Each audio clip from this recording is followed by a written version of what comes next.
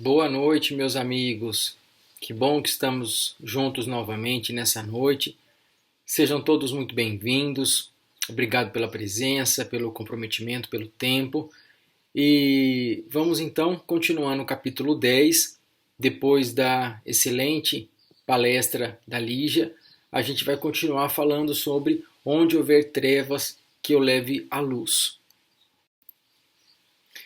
A primeira coisa que a gente tem que, só para lembrar, é que esse conceito que todas as vezes se repetem em todas as nuances da oração de São Francisco de Assis, é que às vezes a gente até por mecanismo de defesa entendemos que esse local onde necessita a transformação de um sentimento mais egóico e menos evoluído para um sentimento melhor, às vezes isso acontece fora da gente. Acontece em outro lugar, acontece no trabalho, na casa de alguém, na vizinha, enfim. E com o estudo, a gente consegue compreender, à luz da psicologia transpessoal, que quando a gente fala que a gente precisa que levar luz aonde existe treva, isso não está no mundo lá fora ou nas pessoas lá fora. Isso está realmente dentro de nós mesmos. Então, a pessoa que vive num momento, numa energia trevosa, ela na verdade se entende como criminosa por não seguir, por se desconectar das leis de Deus, das leis de amor, das leis de fraternidade, das leis de justiça, e aí ela então se coloca nessa posição trevosa. Então, quando São Francisco diz aonde houver trevas que eu leve a luz, é dentro de mim, nos meus mais íntimos sentimentos, que forem compactuados com energias trevosas, que eu os transforme e que eu os deixe iluminado. Essa é a essência da aula que a gente vai destrinchar agora.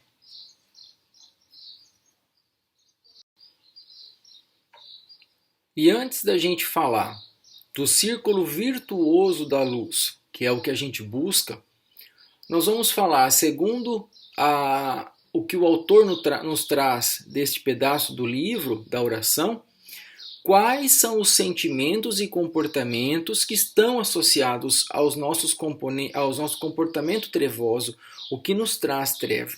Então, segundo o autor, o que mais está compactuado com o momento trevoso que a gente cria para nós mesmos é a autoexigência de perfeição. É o perfeccionismo. É quando nós não nos compreendemos ainda seres em evolução e nós exigimos que tenhamos um comportamento já mais evoluído. A gente já exige demais da gente. A gente cobra demais da gente. A gente não tem essa característica de nos compreendermos ainda muito pequenos na trajetória evolutiva que todo ser humano passa na Terra. E isso leva duas coisas principais. Uma delas é o danoso sentimento de culpa. A culpa que está associada ao autojulgamento, autocondenação e autopunição. Então nós nos entendemos que deveríamos ter um comportamento tal, mais perfeito do que nós conseguimos na verdade ter.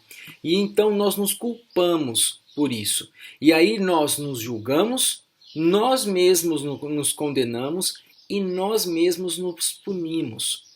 Essa punição que nós trazemos para nós mesmos, nós nos nivelamos nas energias trevosas.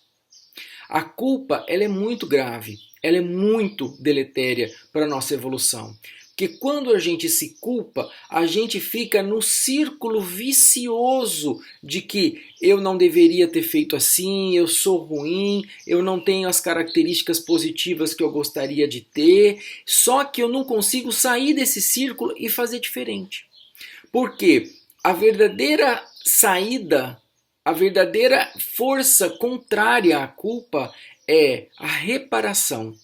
É o refazer aquilo que foi feito de uma maneira equivocada, de uma maneira melhor.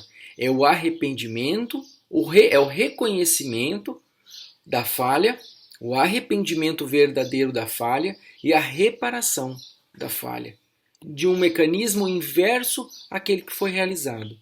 Quando a gente sai desse círculo vicioso da culpa, que a gente fica, minha culpa, fui eu que fiz, e a gente faz, sim, fui eu que fiz, não deveria ter feito dessa maneira, então agora vamos fazer diferente. E aí eu saio desse círculo vicioso da culpa, eu consigo evoluir e me desvincular da energia trevosa, porque senão eu fico girando ali naquela energia negativa. E uma outra nuance que pode acontecer também através da nossa exigência demasiada de nós mesmos é a desculpa. A desculpa, ao invés de eu ficar me culpando do erro que eu cometi, eu vou culpar um outro. Eu vou jogar aquela responsabilidade de um erro equivocado, uma atitude equivocada para uma outra pessoa. E aí eu desloco a culpa para um outro. Isso aí é uma desculpa. Então eu faço um auto-julgamento, uma auto-justificativa. Então eu me reconheço errado porque eu deveria ter feito melhor. Eu me justifico deslocando o problema causador para um outro, ou para outros no plural, ou para uma outra situação. E aí o que eu faço? Eu me alieno. Dentro de mim mesmo, até como um mecanismo de defesa, eu coloco para mim mesmo. Eu não tenho culpa nenhuma, eu não fiz isso por mim. Eu fiz isso por conta ou por reação à atividade de fulano, ou do meio que eu habito, ou da energia, das consequências de onde eu estou inserido. Então sempre tem alguém que tem culpa nisso, mas não sou eu. Se não sou eu que errei, eu não tenho que me arrepender. Se não sou eu que errei, eu não tenho que me desculpar, eu não tenho que reparar o erro. Porque o erro pode até ter sido eu que fiz, mas eu fiz por conta de uma outra pessoa. Então eu fico aí girando no círculo vicioso da desculpa, que é o deslocamento da responsabilidade para um outro ou um grupo de outras pessoas ou outros seres, e eu me alieno da minha responsabilidade. Daí eu não saio desse círculo vicioso das trevas e não vou caminhar para o círculo virtuoso da luz.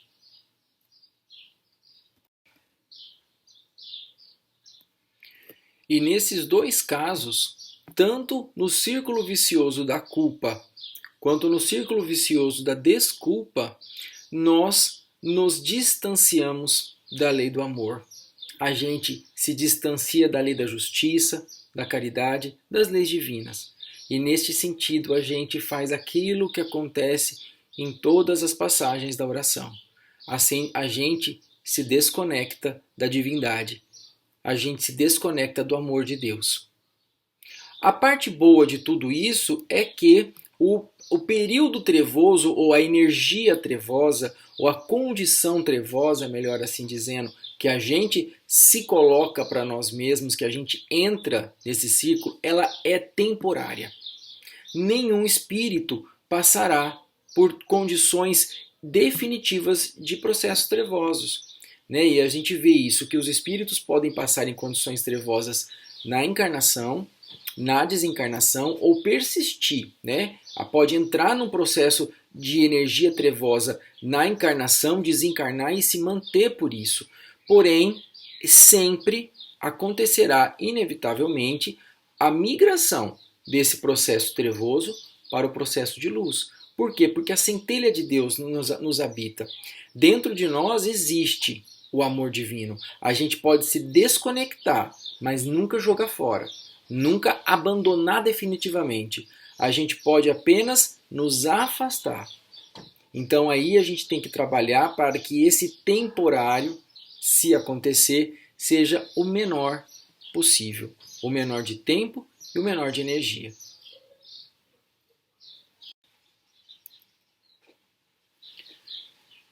E antes da gente caminhar para frente, eu gostaria de retomar o sentimento de culpa.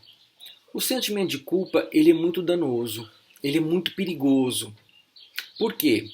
Porque ele nos vincula ao erro, ele nos congela no momento de equívoco que a gente cometeu. A gente fica então ruminando o que a gente fez de errado e nos culpando que nós deveríamos ter feito melhor e não conseguimos. É uma falta imensa de caridade com nós mesmos. É como se nós quiséssemos que uma criança de 10 anos entrasse na universidade. Essa criança vai entrar na universidade quando ela tiver 18, porque ela vai passar pelo ensino médio, ela vai passar pelo colegial, pelo pré-vestibular e aí ela vai entrar na universidade. Não adianta a gente querer que a criança pule essa etapa e já saia direto na universidade. Ela tem que passar por todo esse amadurecimento de crescimento do ensino para que chegue lá. Então, quando a gente se culpa demasiadamente e a gente fica rodando em cima do mesmo erro, congelado na situação que nos trouxe aquela mazela, a gente nos impacta exatamente no momento negativo que aconteceu. A gente não nos permite sermos crianças evolutivas e espirituais em trajetória crescente à luz de Jesus, à luz dos ensinamentos de Deus, à luz das leis morais divinas. Então, quando a gente se vincula demais à culpa, a gente se boicota. Por quê? Porque a gente só vai conseguir nos arrepender e reparar o erro e daí fazer diferente numa outra oportunidade se a gente nos aceita, se nós nos aceitamos como criaturas em processo evolutivo. Não que a gente vá simplesmente cruzar os braços e aceitar errar. Não. A gente reconhece o nosso erro, a gente reconhece as nossas dificuldades, as mazelas, os vícios e os defeitos que nos levaram àquele tipo de atitude equivocada, mas ao mesmo tempo nós nos damos uma oportunidade de fazermos melhores. As pessoas que ficam vinculadas à culpa, elas não se permitem uma nova oportunidade, porque elas não vê o para frente, elas somente veem o errado que aconteceu e ali elas se congelam e ali elas ficam.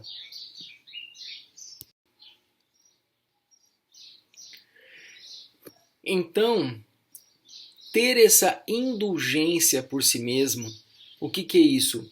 É você se reconhecer falível.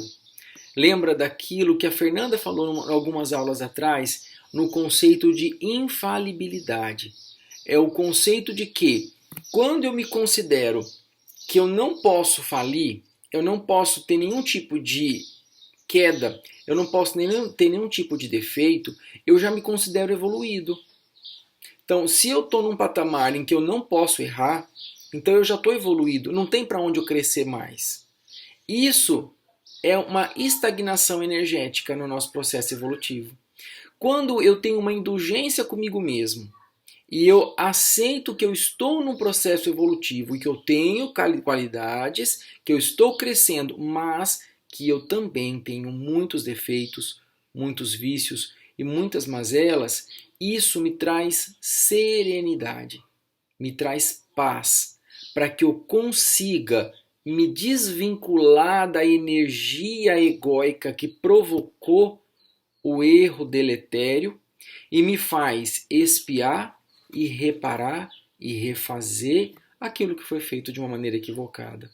Esse conceito, meus irmãos, ele é muito importante, até para que a gente tenha isso nas nossas próximas encarnações. Porque às vezes esses períodos de erro, eles não vão ser pequenos, não vão ser só uma atitude. às vezes vão perdurar durante toda a nossa existência. E a gente só vai entrar em contato com isso, às vezes, depois do desencarne. Se nós não nos permitirmos nos desvincularmos da culpa, nós não conseguiremos partir para uma outra existência expiando, reparando e refazendo o que foi feito errado. Não é raro, nas sessões mediúnicas, nós nos depararmos com os espíritos em condições trevosas que se vinculam às culpas vivenciadas em existências. Não só em uma, em existências. E eles ficam alinhavando aquela culpa ou a desculpa e jogando o que aconteceu nas costas de uma outra pessoa, e eles ficam no plano espiritual sem conseguir compreender a oportunidade que lhes é dada para uma outra existência, de expiação e de reparação do que foi feito. Então, a indulgência por si mesmo é a irmã gêmea, irmã siamesa, vamos dizer assim, do auto-perdão. Eu me reconheço falível e eu me perdoo por isso. E eu me aceito desta maneira. Essa é a diferença que nos fará sair do círculo vicioso, nos desconectando das energias trevosas.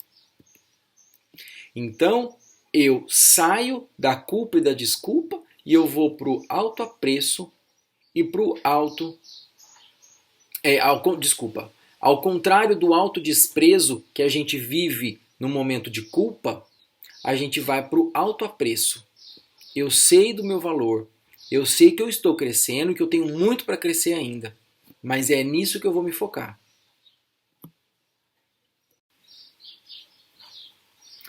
Nesse capítulo, o autor traz o exemplo de Maria de Magdala, que eu queria trazer para vocês. Quando uma mulher, vocês sabem da história dela já, era uma mulher que era muito bonita, uma mulher que era muito sedutora, porém uma mulher infeliz e que energeticamente usava e jogava toda a força dela para a parte sexual, para a parte sensual. E ela tinha esse comportamento ao longo da sua existência. Quando ela encontra Jesus, quando ela é tocada pelo amor de Jesus, ela pede para se converter, ela pede para se transformar. Se ela tivesse se vinculado na culpa do que ela tinha feito de errado durante toda a existência dela, ela não teria lhe dado a oportunidade de uma nova vida, na mesma vida, numa mesma existência.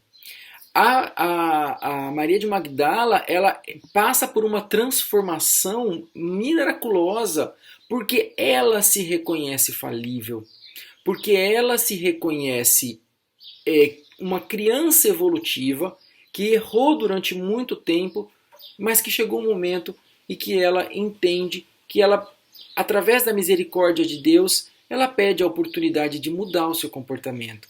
Então ela sai desse círculo vicioso da culpa e ela então refaz a existência dela de uma maneira linda, que ela foi cuidar de leprosos, ela acabou se contaminando, ela fez uma vida totalmente devotada ao próximo, nessa nova etapa da vida dela, após ela se desvincular da primeira parte, sem passar pelo processo vicioso do círculo da culpa. E um outro exemplo que o autor não fala, mas eu acho que cabe muito aí, é o exemplo do Paulo de Tarso, que ele também fez um monte de coisa errada. Era uma pessoa totalmente contra o cristianismo no início da sua existência. Mas então, indo para Damasco, ele se converte. Ele reconhece, ele é tocado pela energia e pela luz de Deus. E ele transforma a sua existência. E aí, tudo muda. Por quê? Ele poderia ter ficado alinhavado, mesmo reconhecendo a energia de Deus, a luz de Deus, de Jesus, ele poderia ter ficado alinhavado na culpa ou na desculpa do império no momento onde ele estava inserido, mas não, ele deixou para trás. O que ele fez? Ele refez a vida dele de uma maneira diferente. Ele reparou os erros cometidos no passado.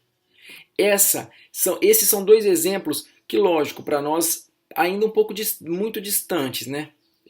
Mas são exemplos que nós temos que seguir, que sejam a nossa bússola de seres numa encarnação que realmente abandonaram os aspectos trevosos e levaram luz para dentro de si mesmo, para sua existência.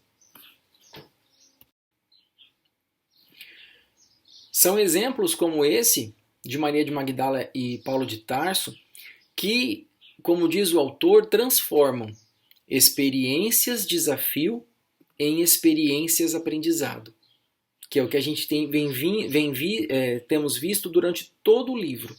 Transformarmos experiências desafio em experiências aprendizados. E assim entrarmos no círculo virtuoso da luz. No círculo virtuoso da reparação dos erros, nos desvinculando das energias trevosas do passado. Então, o círculo virtuoso da luz, ele é caracterizado sumariamente pela percepção consciente do ser, criando intensa conexão com Deus. Vamos ler de novo isso. Percepção consciente, isso está embutido aquele conhece-te a ti mesmo. Está embutido o autoconhecimento, o autodescobrimento, está embutido a compreensão do que nos segura, do que nos atravanca na nossa existência. A gente tem que entrar em contato com o nosso lado sombra para que a gente possa iluminá-lo. E aí, dessa maneira, isso nos conecta à intensa energia de Deus que habita em nós. Nos conecta com o amor de Deus que está aqui dentro. Por isso que o processo trevoso ele é temporário, porque ele nos afasta temporariamente da energia de Deus. Mas como ela habita em nós, ela nunca vai ser definitiva, esse afastamento. Ele sempre vai ser temporário. Da mesma maneira que para a gente fazer um bolo, vou fazer uma comparação mais pueril, a gente tem uma receita ali. Então tem que ter farinha, tem que ter ovos, tem que ter fermento, tem que ter açúcar. Então tem todo um cronograma ali para que a gente chegue no bolo. Da mesma maneira, para a gente chegar na luz, eu achei muito bonito isso. A gente está chegando no final do livro. Para a gente chegar na luz, a gente precisa passar pelos estágios do amor, do perdão, da união, da fé, da verdade, da esperança, da alegria, para chegar na luz. Então, o círculo virtuoso da luz, ele tem embutido e entremeado todas essas nuances que já foram abordadas nos capítulos anteriores desse livro. Tem um trechinho aqui no capítulo que eu vou ler para vocês a frase do autor. Então ele fala assim, em uma expressão simbólica, nós somos o coração de Deus em suas múltiplas manifestações no infinito do seu amor. Então, o que ele quer dizer aqui? Que o amor de Deus que habita em nós, habita em tudo. Essa manifestação do amor de Deus, ela existe em tudo e em todos. E aí me lembrou, eu gosto de fazer essas conexões do Namastê do Oriente, das sociedades orientais. O Namastê, o que ele quer dizer? Ele quer dizer, quando a gente diz Namastê para alguém, a gente está dizendo, o Deus que habita em mim, que habita no meu coração, saúda o Deus que habita no seu coração. Porque todos nós somos filhos de Deus. Tudo que existe no mundo é criação de Deus. Então tudo que existe no mundo tem a centelha divina e tem o amor de Deus dentro de si. Então o amor reconhece o outro amor. Esse eu achei muito interessante que o autor traz. Então o gesto, ele expressa um grande sentimento de respeito. Ele invoca que todos os indivíduos compartilhem da mesma essência, do mesmo amor universal. Essa é a luz que nos habita, que nos preenche em todos os nossos instintos. E que, se eu reconheço que todo mundo, todos, possuem a energia divina dentro de si, a centelha de Deus, isso me faz compreender que pessoas que se desvinculam da energia de Deus é temporariamente. Então, me ajuda a compreender as pessoas, aceitar as pessoas, a me aceitar, a me compreender. Porque essa desconexão, ela é temporária. Mas eu reconheço que ali está, embora dormente por algum momento, em alguma nuance, está o amor de Deus.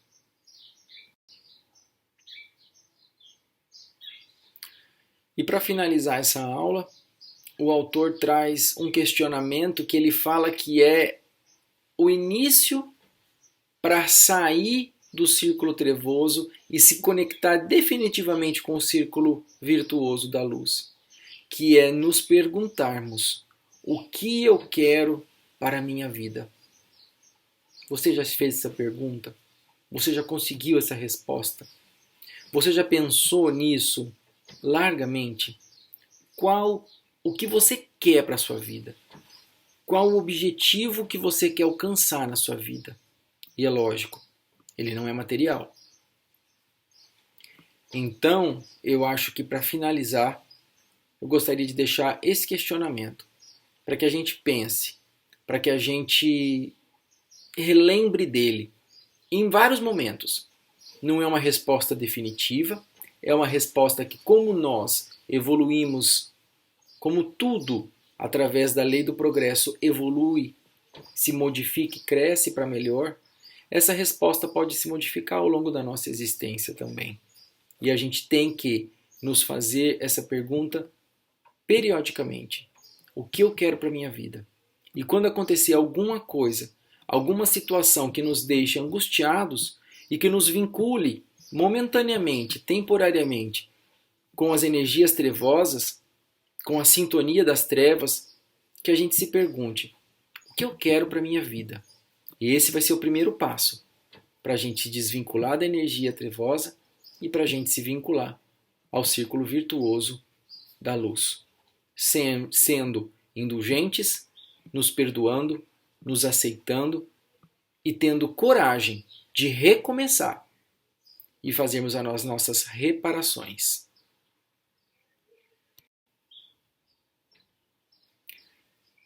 Chegamos ao final de mais uma explanação da parte 2 do capítulo 10. Espero que vocês tenham aproveitado pelo menos parte do que foi colocado aqui. Para mim, esse capítulo fez muito sentido, tocou fundamente em mim e espero que também toque fundamente em vocês. Para finalizar, Namastê. O Deus que habita em mim saúda o Deus que habita em você. Uma boa noite. Fiquem com Deus. Deus abençoe a noite de cada um de vocês com muita luz.